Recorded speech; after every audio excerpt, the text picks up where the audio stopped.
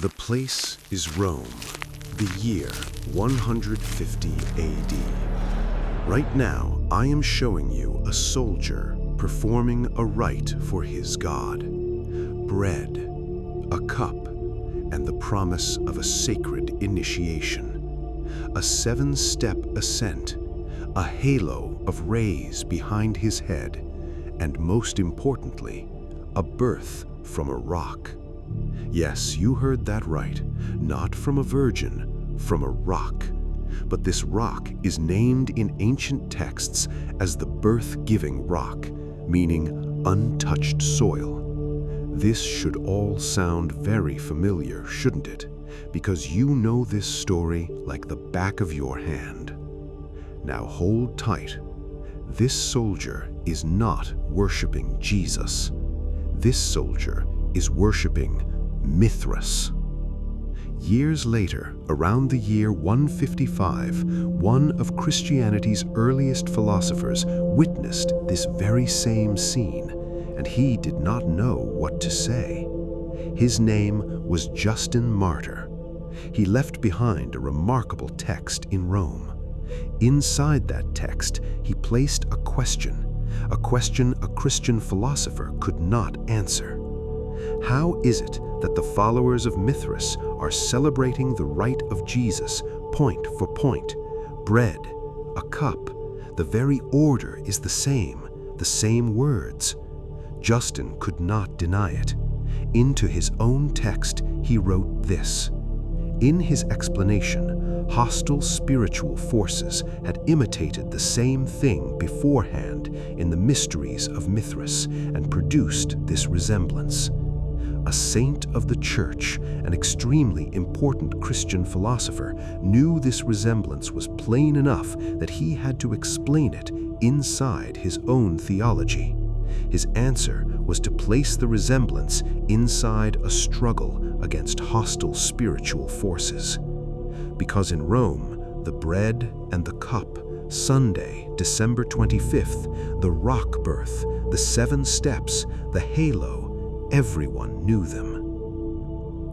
Just like Apollonius, whom we spoke about before, a sage who lived in Anatolia in the very same years as Jesus.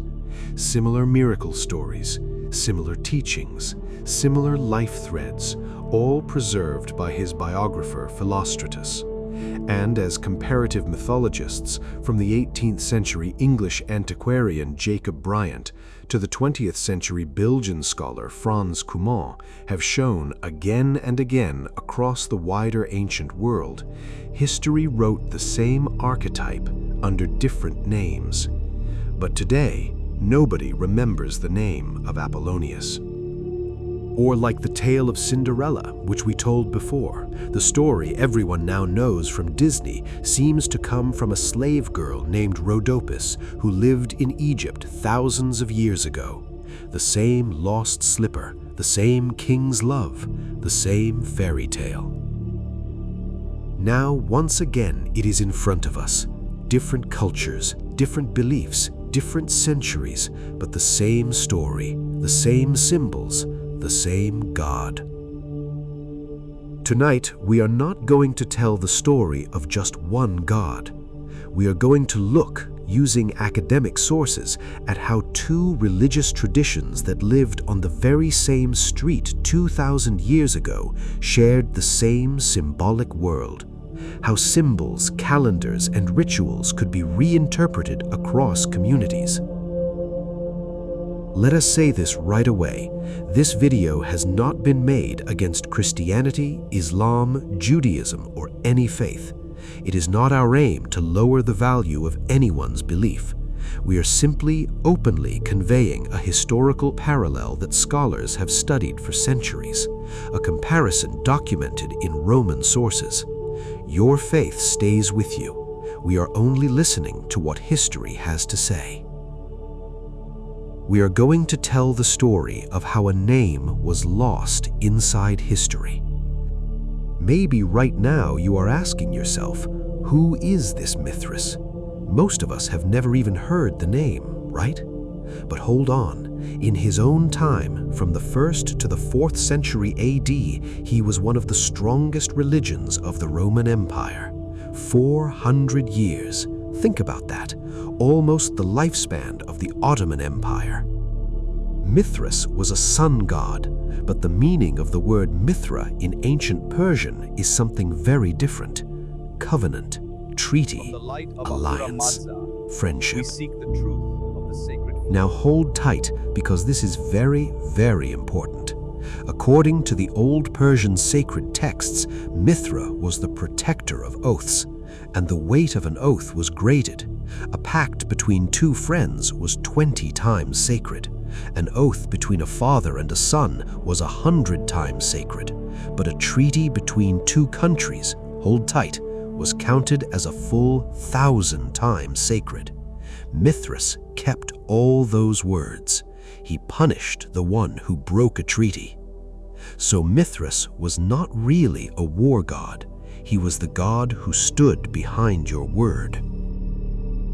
How Mithras came to Rome is still being debated today. For years, scholars assumed he was of Iranian origin.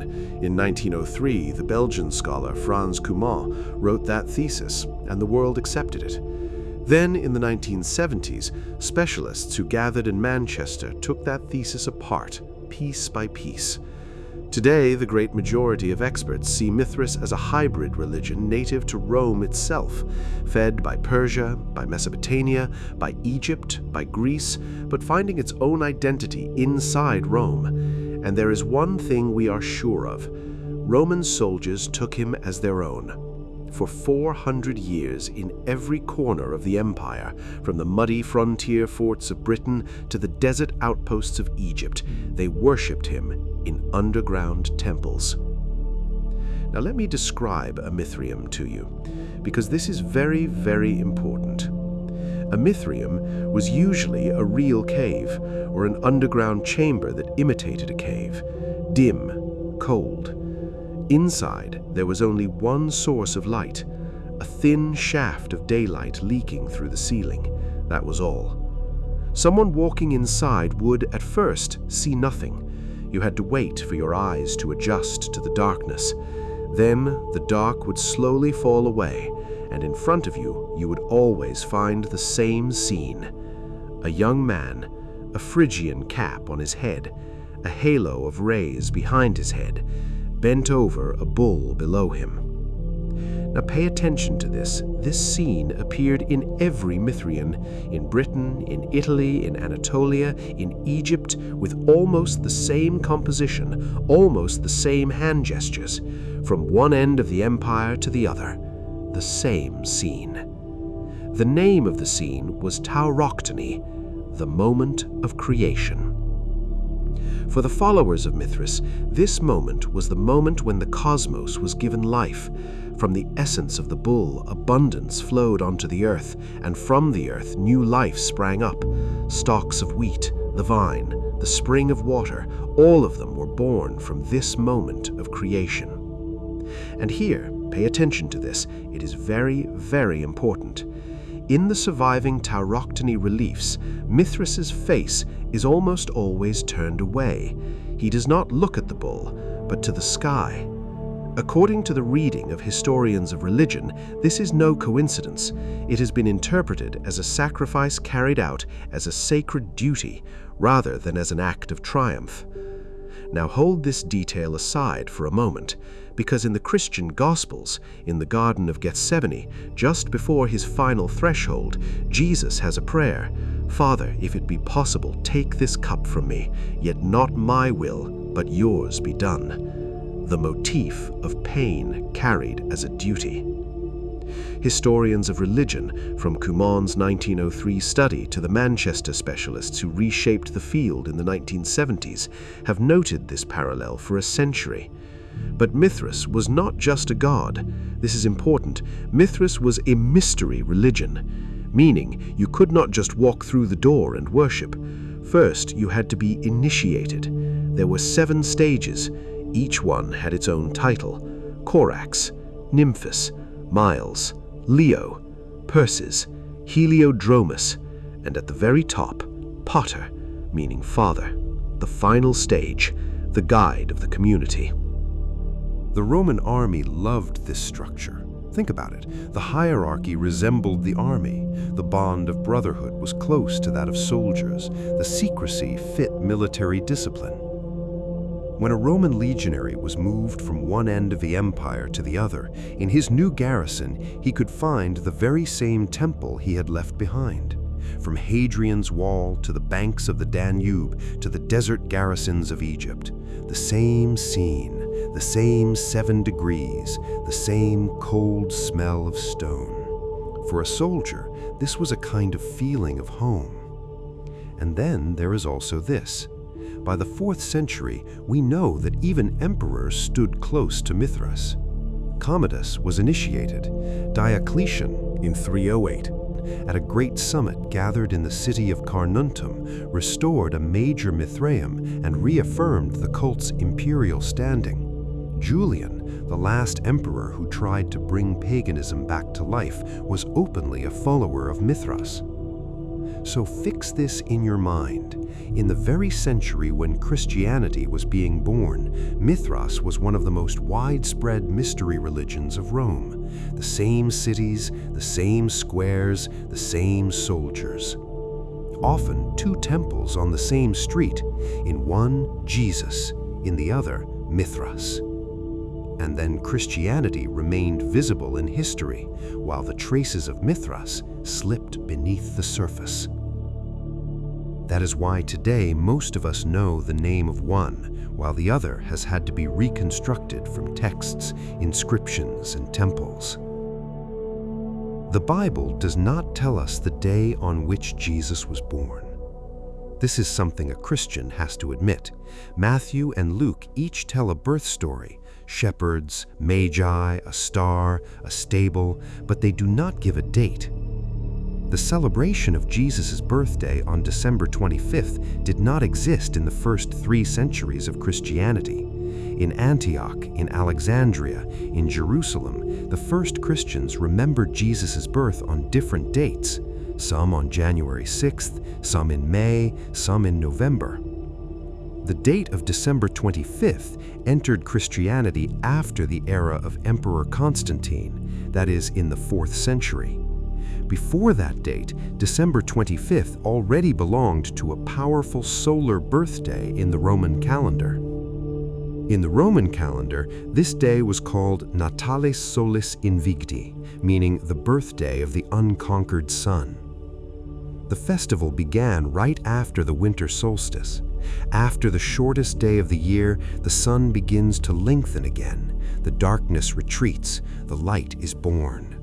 All ancient civilizations, Egypt, Babylon, Persia, Greece, celebrated this astronomical moment because life itself was tied to the sun. In Rome, this festival belonged to the wider world of Sol Invictus, the unconquered sun, and Mithras was often read inside that same solar language. In the year 274, Emperor Aurelian strengthened the public cult of Sol Invictus in Rome. December 25th appears in the Roman calendar as the birthday of the unconquered sun. On that date, at a time when the date of Jesus' birth was still being debated, Rome was already carrying a powerful solar celebration. Now think about this. The imperial solar cult was strengthened in 274, and December 25th was associated with the birthday of the unconquered sun. The Christian Church first marked the same date as the birthday of Jesus in 336. 62 years.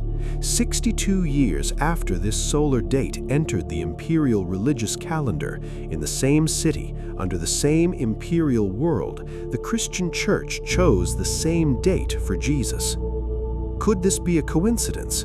It could, but 4th century Christian writers themselves explained the choice. As recorded in the Syriac ecclesiastical tradition, because the pagans were celebrating the birthday of Sol Invictus on December 25th, the Church Fathers decided to celebrate the birth of our own Son, that is, of Jesus, on that same day. So the change was not accidental. It was a historical and cultural transition.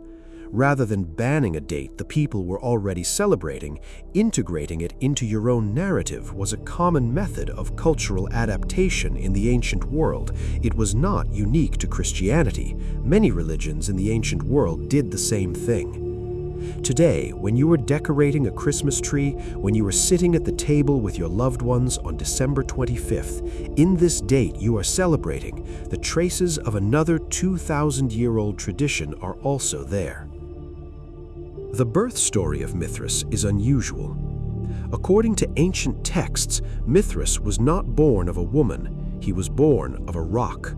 In Mithraea, in every corner of Rome, you would see the same scene. A young man, a Phrygian cap on his head, a short blade in one hand, a short blade in the other. From the waist down, still inside the rock, the upper body reaching out from the stone. The moment of birth, the moment of emerging from the rock. According to Persian and Roman writers, this rock was no ordinary rock. It was called Petra Genetrix, the birth-giving rock. Earth untouched by any man that has not been subject to any insemination, in other words, a virgin. Here we encounter an ancient symbolic language. Rock equals untouched equals virgin. Mithras was born from this untouched rock without the intervention of any father, from the direct meeting of nature with the divine. Now place the Christian birth story alongside this. Jesus was born of a virgin, Mary, without the biological intervention of a father. And the place where he was born? According to Matthew, a house. According to Luke, a manger. But the early Christian tradition, Justin Martyr and Origen among them, wrote that Jesus was born in a cave carved into a rock just outside Bethlehem. To this very day, the Church of the Nativity in Bethlehem is built on top of that cave. A rock, a cave, a virgin. The symbolic language is close. The names and meanings belong to different traditions. And here we begin to understand why the early Christian tradition insisted on a cave. The Bible says manger, not cave. That word was added later, maybe consciously, maybe unconsciously. Because for a Christian living in the Roman Empire who saw the Mithraeum on the street every day, who celebrated the festival of Sol Invictus, the image of a savior born of rock was familiar. That image did not carry meaning. When it came into the Christian world, it carried the same meaning. The Church of the Nativity still stands today in Bethlehem, built in the era of Constantine, one of the oldest Christian churches still in use in the world. When you enter the church in order to make pilgrimage, you go down. You go down into a cave. You leave the light and you enter a dim stone chamber. Inside, there is a point marked with a silver star, the place where Jesus was born. Around it, candle flames, not a single window. The atmosphere of an underground temple, a familiar feeling for someone walking into a Mithraeum. The scene of Mithras's birth from rock and the tradition of Jesus's birth in a cave, these two narratives form an ancient parallel that scholars of comparative mythology, from Jacob Bryant in 1774 to the modern Mithraic studies of the late 20th century, have noted for over 200 years. The cave beneath the Church of the Nativity in Bethlehem is the most recognized modern symbol of this rock birth motif that has reached our own time. In the ancient world, the sacred born of stone was a widespread motif. Many cultures show different variations of the same symbol. The most familiar number in Christianity is 12. Jesus had 12 apostles: James, John, Peter, Andrew, Philip, Bartholomew, Matthew, Thomas, James son of Alphaeus, Thaddeus, Simon, and Judas. There is a claim circulating on the internet that Mithras also had 12 apostles. Part of this claim is true, and part of it is wrong. Scholars are clear on this point. Mithras did not have 12 named apostles with biographies. That is a modern legend. But there is, however, a parallel of numbers, and its source is in the Tauroctony images of Mithras. In every great Mithraeum excavation in Rome, beneath the Basilica of San Clemente, in Capua, in Ostia, even in the heart of London, you find the Tauroctony image of Mithras. Mithras above the bull, around him in an arc, 12 figures arranged. These figures are not apostles. They are the signs of the Zodiac, the 12 signs: Aries, Taurus, Gemini, Cancer, Leo, Virgo, Libra, Scorpio, Sagittarius, Capricorn, Aquarius, Pisces. In other words, Mithras was a god at the center of the cosmos, around whom 12 astrological forces were arranged. This composition could be read like an astronomical map. Above, the sun and the moon; below, the earth and the stars; around him, the 12 signs of the 12 months. Mithras was the controller of time, of the minute, of the season, of the year. When an initiate came to know the 12 signs, he would have reached a kind of astrological secret. Now look at the Jewish tradition. Jacob had 12 sons. The 12 tribes came from them. The number itself was not new. Deep inside the Old Testament, the number of tribes was tied to astronomy. 12 months, 12 signs, 12 tribes. When Jesus chose his apostles, according to the reading of New Testament scholars, he used this number deliberately. The 12 apostles symbolized the 12 tribes of renewed Israel. So the Christian 12 came from the Jewish 12. And where did the Jewish 12 come from? From the same place. 12 months, 12 signs, the shared astronomical heritage of the ancient Near East. Mithras was not a copy here. He was another vessel that reached the same source. There is still an important point. In Mithraea, these 12 figures were arranged around Mithras as a sign of his authority. Just as in Christian church icons, the 12 apostles are arranged around Jesus. The same composition, the same circular placement, the same visual message.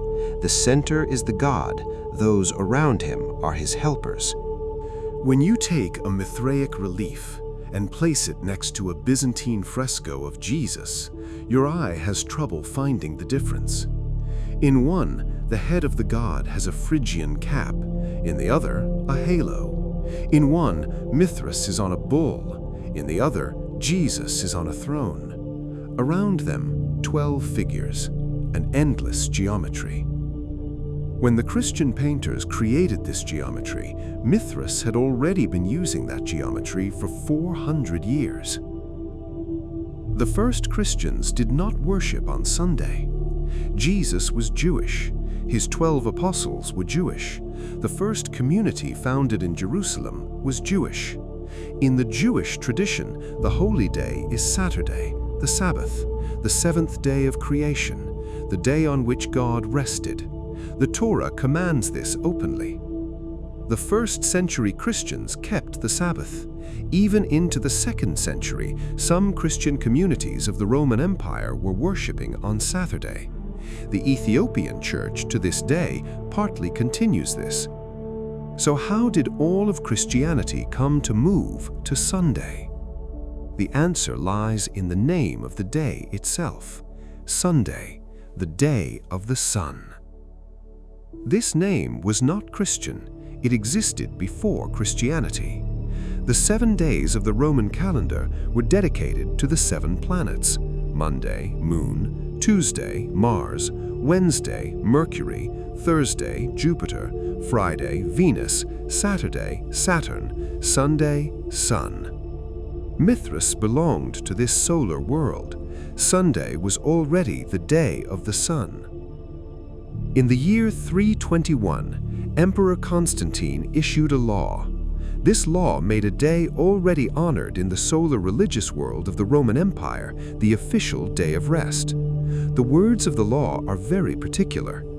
On the venerable day of the sun, let the magistrates and people residing in cities rest, and all workshops be closed.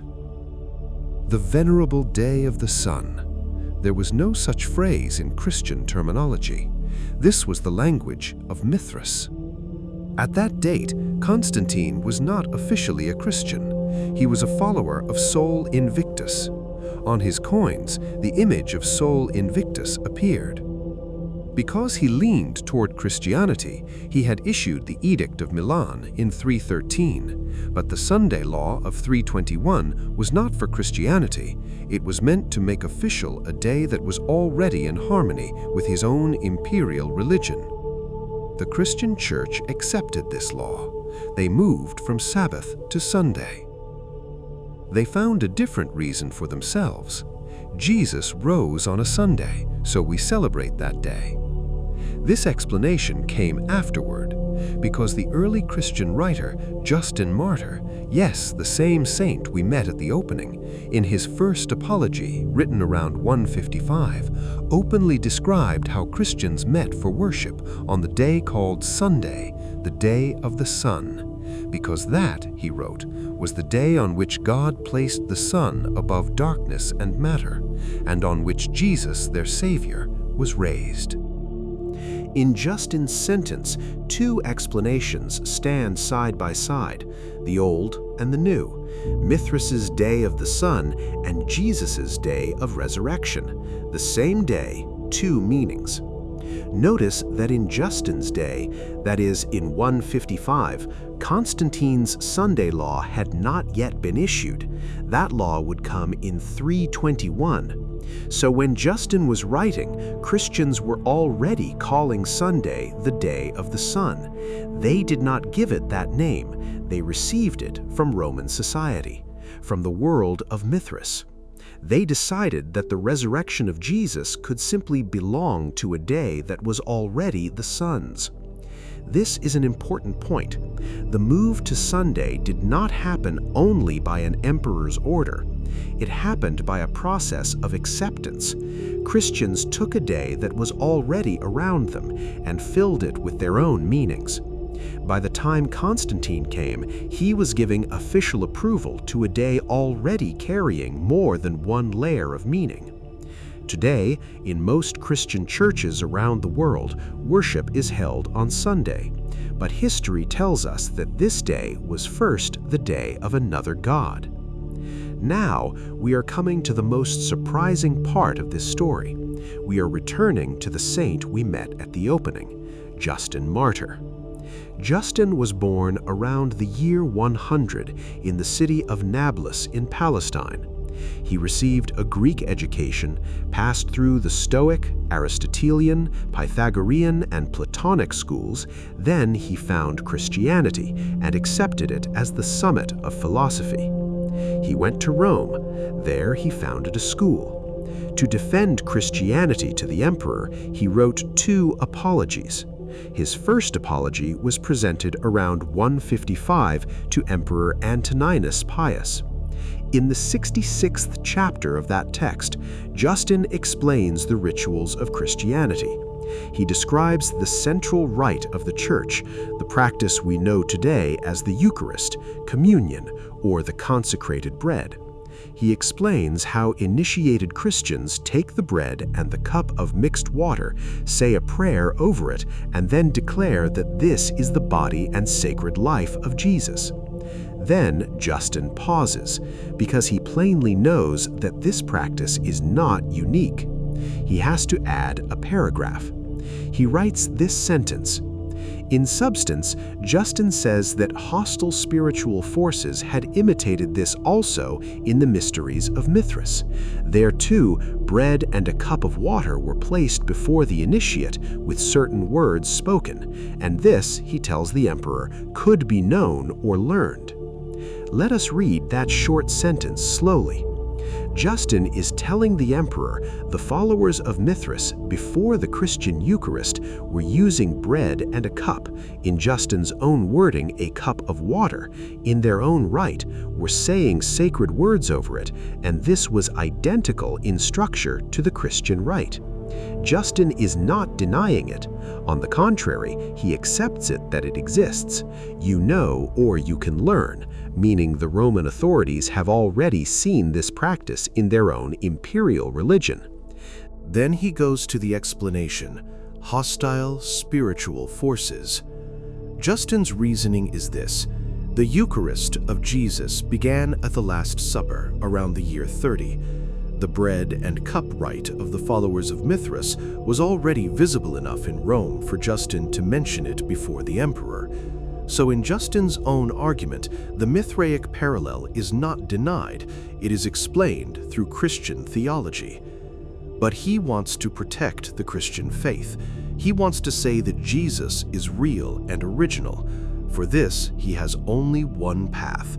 Place the similarity inside a struggle against hostile spiritual forces. These forces, says Justin, could see what Jesus would do and prepared a similar rite beforehand to confuse people. This explanation is still being debated in academia today. Justin's intent is read in different ways by historians. The important thing is this: Justin does not deny the parallel. He uses the tools of his own theology to explain it. The North African Tertullian, in his book De Prescriptione Hereticorum, wrote of the same parallel. Tertullian's list is longer than Justin's. He says the opposing spiritual power has its own rites, a kind of baptism, promises of forgiveness, marks on the foreheads of followers, bread, rebirth language, and an oath rite under the crown. The opposing power Tertullian is referring to is the broader world of pagan mystery religions, in which Mithras was the most prominent and most familiar to a Roman reader. Baptism, the mark on the forehead, bread, rebirth, the oath rite, all of them were parts of Mithraic initiation. Tertullian openly knew this. In another place, he says that whatever appears among Christian rites had been imitated beforehand in the mysteries. Look closely at this list. Baptism. The Mithraic initiate was purified with water. The mark on the forehead. Followers of Mithras placed a sign on their foreheads. Bread. Justin's testimony. Rebirth imagery. The Tauroctony of Mithras showed new life emerging from the bull's sacrifice. The oath rite. The Mithraic miles, the soldier degree, entered a loyalty ritual tied to his rank. And now the most striking piece of evidence comes. In the heart of Rome, beneath the foundations of a church called Santa Prisca on the Aventine Hill, a small Mithraeum was found. It was uncovered in 1934. On its walls, the prayers written by the believers can still be read. And one of them, hold on, reads, Et nos servasti eternale sanguine fuso. Its translation, and you have saved us through the shedding of eternal blood. It reads like a Latin Christian hymn, doesn't it? But it isn't. This inscription is not for Jesus. It is for Mithras. In the heart of Rome, beneath a church, on the wall of a 2nd century Mithraeum. The same vocabulary, the same hymn logic. Salvation through the shedding of blood. 2,000 years later, between a prayer recited in a Christian church and this inscription, there is almost no difference, only the name. Two Christian church fathers, independent of one another, accepted the Mithras-Jesus resemblance. Their explanations were different, but the phenomenon they observed was the same. Think of it as witness testimony. At the scene, two separate people at two separate dates in two separate cities are saying they saw the same thing. In a courtroom, those two witnesses make a strong case. A third witness can be added. Origen, the 3rd century Alexandrian Christian philosopher, in his work Against Celsus, speaks of the mysteries of Mithras. He discusses the soul's passage through the 7 heavens, the rituals used, the words used. He writes to refute them, but in order to refute them, he has to admit that they exist. Today, when you walk into a church on a Sunday morning and receive the bread and the cup, in that moment that is held sacred, we see that the structure of the rite you are doing reaches back to a much older lineage. 2,000 years ago, Roman soldiers passed through a similar ceremony in underground temples. The same hand gestures, the same sharing, the same symbol. History shows us that the form of a ritual is a shared inheritance passed from one generation to the next, its meaning being interpreted by each community within its own faith. At the heart of the Mithraic mystery religion, there was one structure, the spiritual ladder. The person who wished to be initiated was experiencing far more than an ordinary temple visit. He had to pass through 7 stages. Each stage corresponded to a planet, each planet to a god, and at each stage the initiate, spiritually, was rising one heavenly level higher. The first stage was Corax, the raven, dedicated to Mercury. The newcomer on the lowest step, like the messenger bird who carries the secret without yet possessing it. The second stage was Nymphus, the bridegroom, in the planet of Venus. The third was Miles, the soldier, under Mars. The fourth was Leo, the lion, the ring of Jupiter. The fifth was Perseus, the Persian, bound to the moon. The sixth was Heliogromus, the sunrunner, directly under the sun, almost face to face with the god himself. The seventh and final stage was Potter, the father, beyond Saturn. According to the structure Cumont compiled from 3rd century Roman texts, at this final stage, the initiate was now on the same cosmic level as the god. He had passed through the 7 heavens and reached the highest sphere. This structure was not unique to Mithras. The concept of 7 heavens comes from Mesopotamia, from the Persian Avestan texts, from Egyptian funerary literature, from Jewish tradition. The Babylonian ziggurats had 7 levels, each level a planet. The initiation structure was a copy of the structure of the universe. Now look at the Christian tradition. In 2 Corinthians 12:2, Paul writes something strange. I know a man who was caught up to the 3rd heaven. 3 heavens, 7 heavens, the numbers differ, but the logic is the same. Heaven is layered, the soul is rising step by step. In the Book of Enoch, Jewish apocalyptic literature from the Second Temple period, Enoch passes through the 7 heavens one by one. Different angels at each level, different secrets at each level. On the 7th level, the throne of God. In some branches of early Christianity, especially in Egypt, in the Alexandrian school, the soul passed through 7 heavens after the final threshold. At each level, it had to speak a phrase, pass through a gate. This practice can be traced in Origen and in other church fathers. Jesus performs his own ascension in Acts 1:9. Before the eyes of his apostles, he rises into heaven through the clouds. He sits forever at the right hand of the Father. At which level of the 7 heavens? The text does not say, but the image is the same, the soul rising on a symbolic ladder. The Mithraic initiate rises in the world from the 7 steps. Jesus, after the Passion, ascends to heaven. The 2 structures turn on the same conceptual map. The world is structured in 7 layers. The soul rises through these layers. This parallel is not a coincidence. It is the shared map of the ancient Near East. Both the Mithraic mystery religion and the Christian communities of that era inherited this cosmological map, which existed before them, and each interpreted it within its own narrative. The difference between them is this. For Mithras, the initiate had to pass through 7 stages. Christianity reduced initiation to baptism, a single immersion in water, not 7 steps, but a single moment. Imagine the atmosphere inside a Mithraeum, an underground chamber, suffocating, lit by a single candle or a beam of daylight. Inside, a long bench, with stone benches on both sides where 3 could sit on each. The initiates look one another in the eye, take their share, recite the known words. On the front wall, the Tauroctony of Mithras. On the side walls, the symbols of the 7 planets. On the ceiling, the map of the stars. Whoever you are, you see the scene where life springs from the sacrifice of the bull. Whoever you are, your hand is touched on the shoulder by another. Whoever you are, what you are taking part in seems greater than yourself.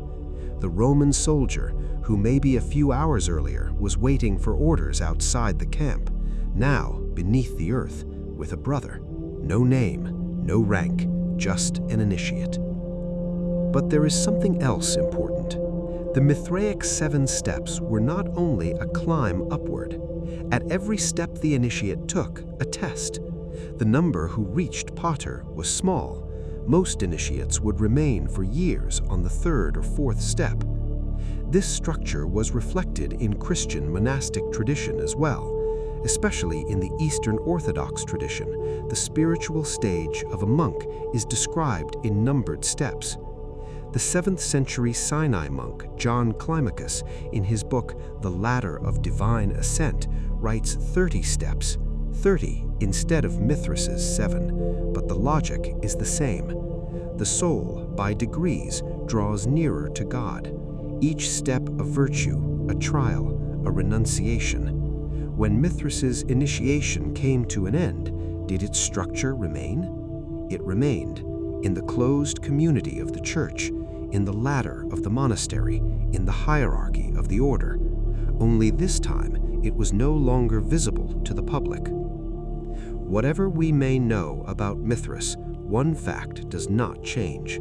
The traces of the god lie buried in the soil of Anatolia. When we look at the map of Mithras's spread as a cult, one of the most intense regions is not Rome. It is the lands of today's Turkey. The cult, coming from Persia, first spread to Anatolia, from there to the Mediterranean basin, and then to Rome. Anatolia was a bridge here, both geographic and religious. The clearest example of this bridge is the kingdom of Commagene.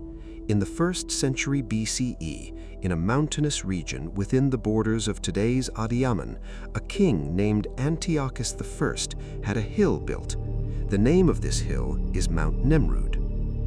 At the summit of Mount Nemrut, colossal stone statues are arranged in a row, seated figures about 9 to 10 meters tall. These statues are headless today. The heads have fallen with ancient earthquakes, lying as stone blocks before the figures. And among these heads is one which represents a young man wearing a Phrygian cap, with a beard, with a halo of rays.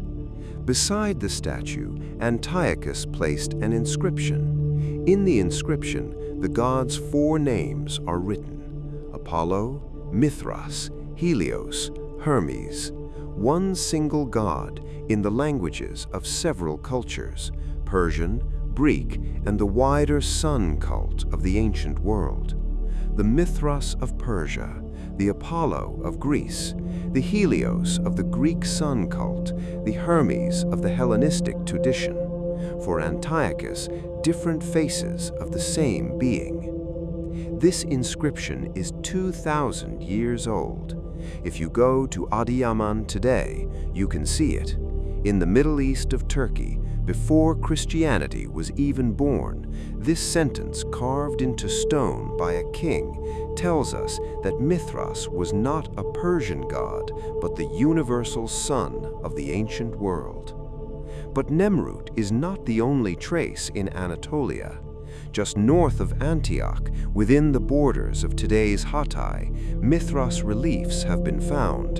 In Tarsus, that is, in Paul's hometown, there are traces of the Mithras cult. The roads where Paul traveled to spread Christianity passed through cities that, in their centers, often had a temple or an underground chamber dedicated to Mithras. The 2 religions lived along the same trade routes.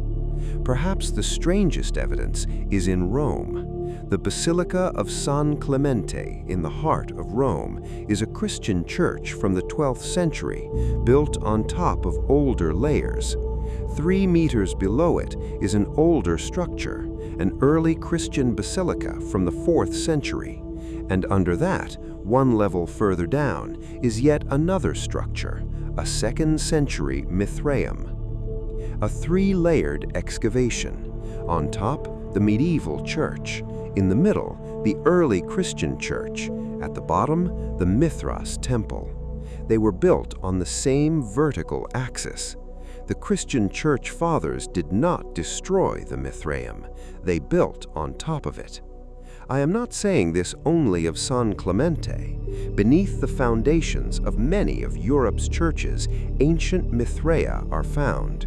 When Christianity won, instead of destroying the Mithraea, it sealed them and placed its own sanctuary above them. The same sacred place, the same ground, only the name of the god changed. Notice that the geographic distribution of these places is not accidental. Mithraea are found in the places where the Roman army was stationed, near forts, at customs points, at the crossroads of trade routes. So Mithras was the god of the soldier, of the garrison, not the city, of service, not of the people. This very geography tells us in advance why Mithraism would lose to Christianity. It could not become a religion of the people. The whole story is bound to one man, Constantine. If in the Mithras Jesus story you must choose a single point of intersection, this intersection lies between Constantine's rise to the imperial throne in 306 and his final year in 337. 31 years. Within these 31 years, Mithras lost his chance to become a state religion, and Christianity opened the way to becoming one. Constantine became emperor in 306. His father, Constantius Chlorus, was a follower of Sol Invictus, and Constantine himself, in his early years, walked the same road. On Constantine's earliest coins, we see the image of Sol Invictus. He is not yet a Christian. At that time, he is a pagan, and the cult of Mithras is part of the family's spiritual world. In 312, he goes into a battle outside Rome at the Milvian Bridge against his rival Maxentius. According to what Christian historians tell us, before the battle, Constantine sees a sign in the sky, a cross. Beside it, the sentence, "In hoc signo vinces," "In this sign you will conquer." He has his soldiers paint the sign on their shields. He wins the battle. According to older sources and the evidence of coins, the sign Constantine adopted that year was not a cross, but the sign of Sol Invictus, that is, the son of Mithras. Constantine continued to mint the image of Sol Invictus on his coins that year. The Christian cross enters his coins much later. In 313, he issues the Edict of Milan. He brings imperial recognition to Christianity. They will no longer be persecuted, their property will not be seized. But Constantine himself is still not a Christian. On his coins, the image of Sol Invictus continues into the 320s. In 321, the Sunday law we saw at the opening, he uses not Christian language, but the language of the venerable day of the sun. In 330, he establishes a new capital. He chooses Byzantium and names it Constantinople. In the Forum, at the center of the city, he raises a column. On top of the column, a great statue, Constantine himself, but as Sol Invictus. A halo of rays around his head, a globe in his hand. This column will for 1,000 years remain one of the most visible monuments at the heart of Constantinople. The emperor, until the very last years of his life, is officially not a Christian. Shortly before his final threshold, in 337, he is baptized. Until that moment, Christianity is the privileged religion of the empire, but it is not the only religion. Mithras is still there, Sol Invictus is still there. The emperor, until the very end, has not openly made his choice. Why did Constantine's choice fall on Christianity? Historians give several reasons. First, imperial control. The centralized hierarchy of the Christian Church was far more useful than the scattered pagan cults. A single doctrine, a single bishopric structure, a disciplined partner for imperial governance. Second, the masses. Mithras was a male-only religion that required secret initiation. Christianity was open to all. Slaves, women, the youngest members of households, all of them could receive baptism. The numbers were on Christianity's side. Third, doctrinal flexibility. Constantine did not force the Christian Church to take its calendar or its symbols from Mithras. The Christian communities made these adaptations within their own processes. They accepted December 25th. They accepted Sunday. They interpreted the bread and cup rite within their own narrative. They embraced the iconography of the halo. What we see historically is a process of transmission, a generational cultural inheritance. And here, the heart of the story becomes visible. Seen through the eyes of historians, Christianity did not spread by fighting against Mithras, but by sharing the symbolic world Mithras had lived in. It received some symbols over time and made them part of its own narrative. Mithras's name was forgotten in the historical record, but the symbolic map within which he lived continued to live in another channel. 2,000 years later, today, billions of people who live the Christian faith are, without knowing it, living among the symbols that are partly the inheritance of this long lineage that lies beneath history. This does not change the value of that faith. It only shows a real layer of history. If Mithras was one of the official religions of Rome, if emperors supported him, if for 400 years he had temples in every military fort, why was he not the winner? Historians gather the answer to this question into 4 reasons. The first reason is women. The cult of Mithras was for men only. The hundreds of Mithraea found in excavations, the hundreds of initiation inscriptions, always male names. Roman soldiers, customs officers, traders, slaves, all of them men. Women and the youngest members of households do not appear as initiates in this evidence. Christianity was the opposite. In the early years of the early Christian communities, women were on the front line. Around Jesus, there were women followers. In the letters of Paul, we read of women leaders in Rome, in Corinth, and Philippi. Baptism was open to women as well as men. Communion was open to women as well as men. The second reason is secrecy. Mithras was a mystery religion. You could not enter a Mithraeum without being initiated. To know its secrets, you had to pass through 7 stages. While this secrecy worked for small communities, for spread it was an obstacle. You cannot spread your message because the message itself is forbidden. Christianity was the opposite. Paul wrote his letters to communities and they were read aloud in public. The story of Jesus was told in marketplaces and neighborhoods. There was door-to-door missionary work. To know about Christianity, no one needed permission. Knowledge was free. The third reason is the written text. Mithras did not have a sacred book, or one that we can know of has not been found. The rituals lived through oral tradition, through stone reliefs, through father-to-son secrets, but there was no book. Christianity had a book, the Bible, the letters, the earlier Jewish scriptures. A book spreads, it is copied, it is translated. If the temple is destroyed, the book remains. The Mithraeum was destroyed. There was no book. The cult was lost. The fourth reason is imperial policy. After Christianity became the state religion, the Mithraea slowly closed.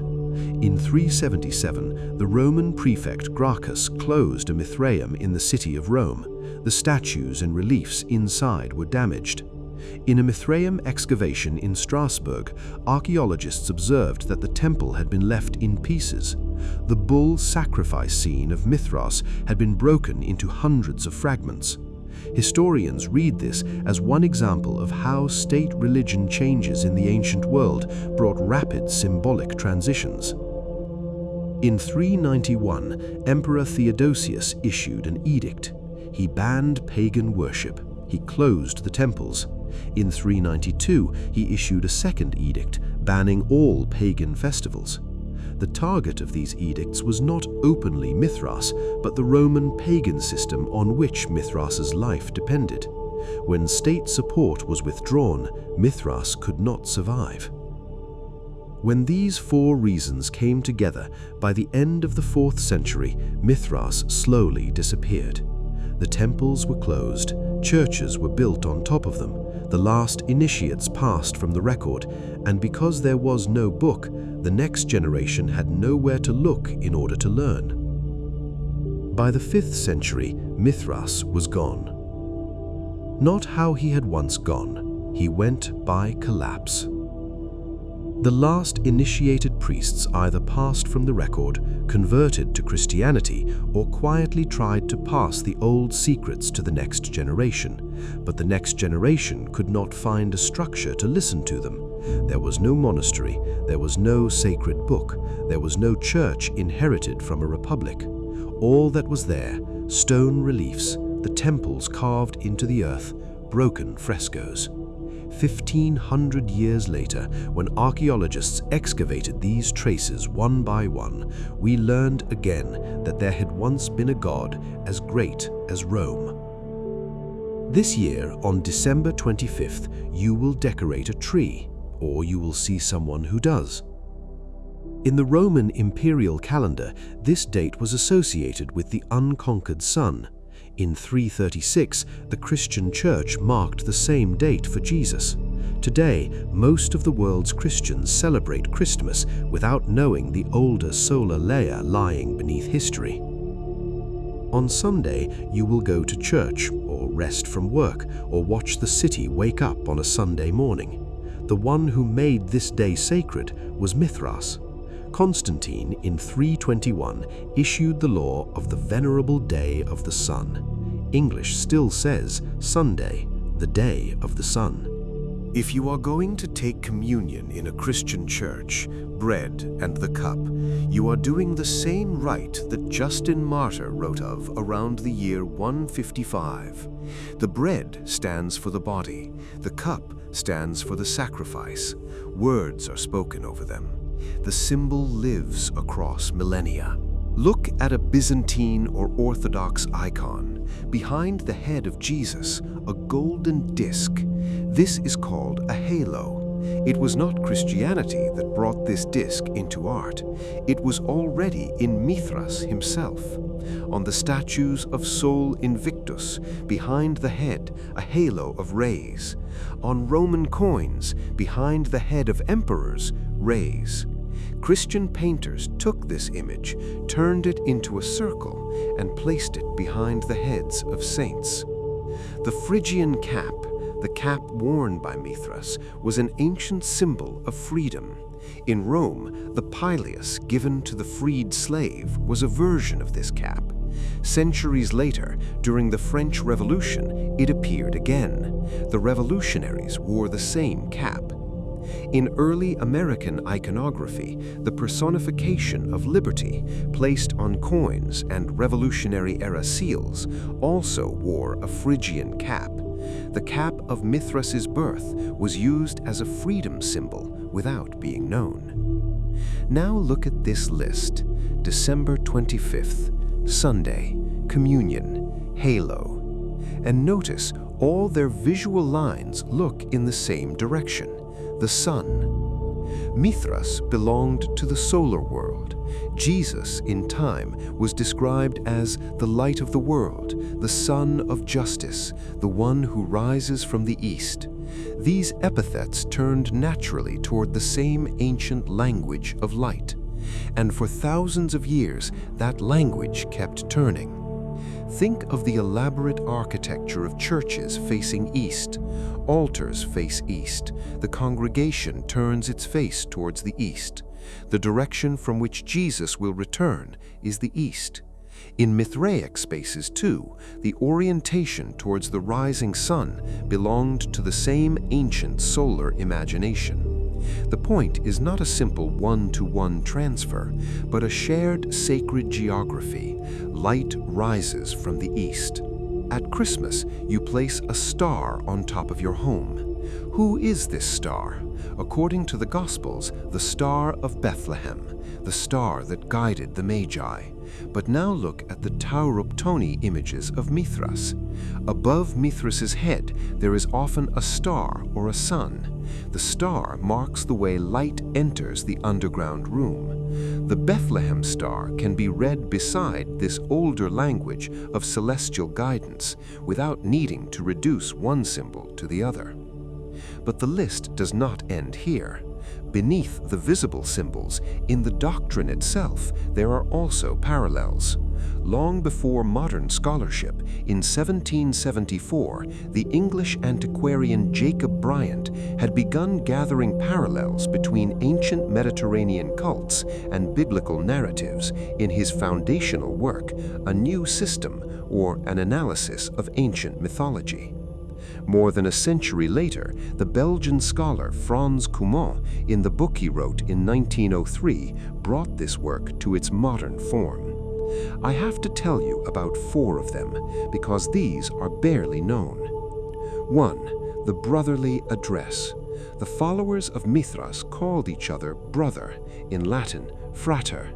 In the same underground temple, side by side, the soldier, the slave, the trader, the noble, all of them brothers to one another. The first Christian communities also used the same word. Paul begins his letters with beloved brothers. In Rome, in Alexandria, in Antioch, Christians called one another brother. 2,000 years later, the same word still lives. In the church community, my brother. That address was familiar in Mithraic communities too, and it remained powerful in Christian language. 2. The mediator god. In ancient texts, Mithras was called mediator, the one who builds a bridge, the god who connects darkness and light, heaven and earth. Now open the New Testament. In 1 Timothy 2:5, Paul writes, "There is one God and one mediator between God and mankind, the man Christ Jesus." In the Greek text, the word for mediator is mesites, the same function, the same concept. Cumont read this attribute as one that flowed naturally from the Mithraic world into early Christian theology. 3. Apocalypse and resurrection. Now hold tight, because most people never hear this. According to Cumont's reconstruction, drawing on Persian Zoroastrian inheritance carried into the Roman Mithraic world, the followers of Mithras shared in an apocalyptic horizon. At the end of the world, a final sacrifice would come, the departed would rise, a universal renewal would arrive, and the righteous would live in a new world. Place the Christian apocalypse alongside this. Jesus will return, the departed will rise, judgment will come, the righteous will be saved.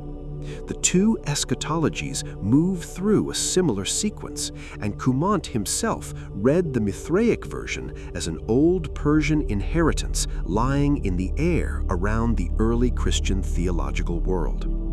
4. Ethics and covenant. I told you in the opening that the word Mithra means covenant. Here, that meaning meets us again. Mithraic initiates were bound to a particular set of ethics. Do not lie. Keep your word. Do not use your strength against the weak. Stay faithful to your oath until the end. We see the same basic ethical list in the texts of the early Christian communities, especially in the letters of Paul. Loyalty to your oath, honesty toward the neighbor, mercy for the weak. Cumont saw part of this ethical inheritance as flowing from the Mithra of ancient Persia, the god of oaths. So the list completes itself. December 25th, Sunday, communion, halo, star, brotherhood, mediator god, apocalypse, ethics, all of them turning around the same axis. This is not a story of copying, it is a story of inheritance. Tonight, you have learned the name of a god, Mithras, coming from Persia, living in Rome, leaving his statue in Anatolia, taking root in the hearts of millions for 400 years, and then his name buried beneath history. His name was forgotten, but his traces were not.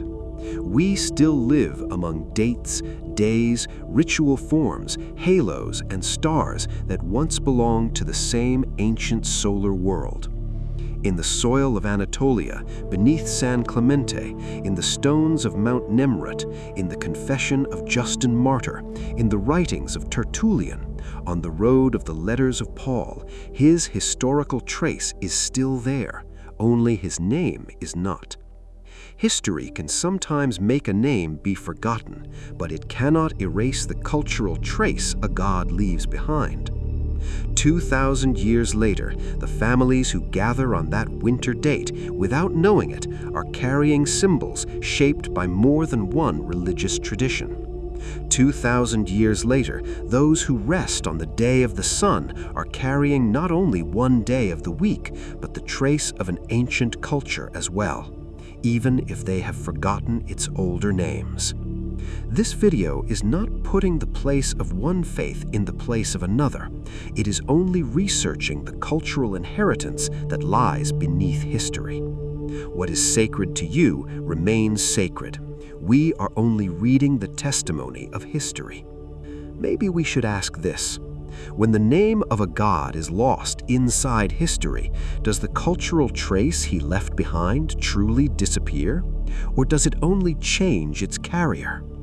In the centuries of Mithras's reign, no one thought to ask this. The god was there. His name was that. Today, he is, in some form, still there. We only pronounce his name differently. The question is still open. The archive has not closed.